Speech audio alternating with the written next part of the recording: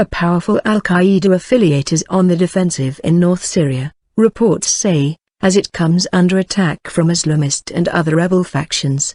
The Islamic State in Iraq and the Levant, ISIS, is accused of tacitly assisting the regime and imposing a reign of terror on areas it controls. Dozens of fighters are reported to have been killed in clashes which erupted on Friday in Aleppo and Idlib provinces, but reports from Iraq say ISIS has made a key advance in the city of Fallujah. It is controlling the southern part of the city, a security source told the BBC. An Iraqi reporter in Fallujah told the BBC that tribesmen and other militants control the rest of it. Residents say they fear that security forces may launch a major offensive to retake the strategic city in western Iraq. Alliance against ISIS. In Syria, ISIS is fighting Free Syrian Army groups as well as the Islamic Front, a coalition of Syrian rebel factions which also wants to build an Islamic State in Syria, says the BBC's Rami Rahim, reporting from Beirut. Fighting flared on Friday,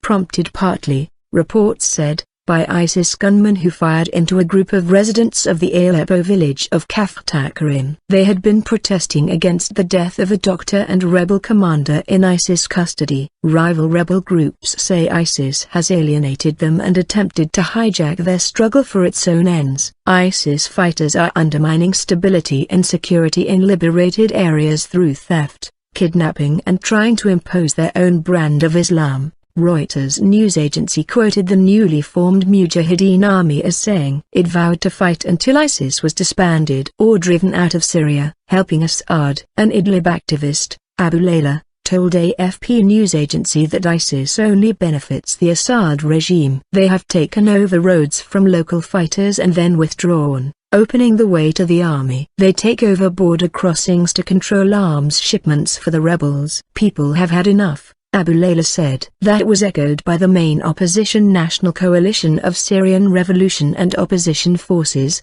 which applauded the FSA's efforts to dislodge ISIS. ISIS is an extension of the Assad regime, the coalition's Munzir Akbak said. The Syrian people clearly have rejected al-Qaeda's attempts to establish a presence in liberated territories.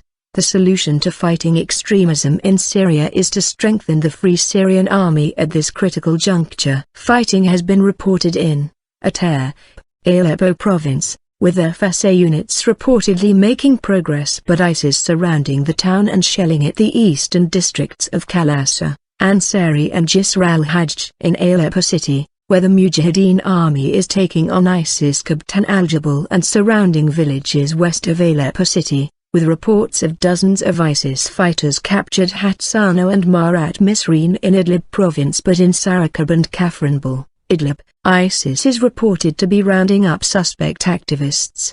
The fight against ISIS appears to be the priority for all groups fighting the Syrian government, with one exception, the Nusra Front, our correspondent says. Organically linked to ISIS, the two groups used to follow the same al-Qaeda leadership until they split last year. Nusra is now closely allied to the Islamic Front, and has been trying to remain neutral. For all the groups involved, the fighting is diverting precious resources away from the fight with the Syrian government, our correspondent adds.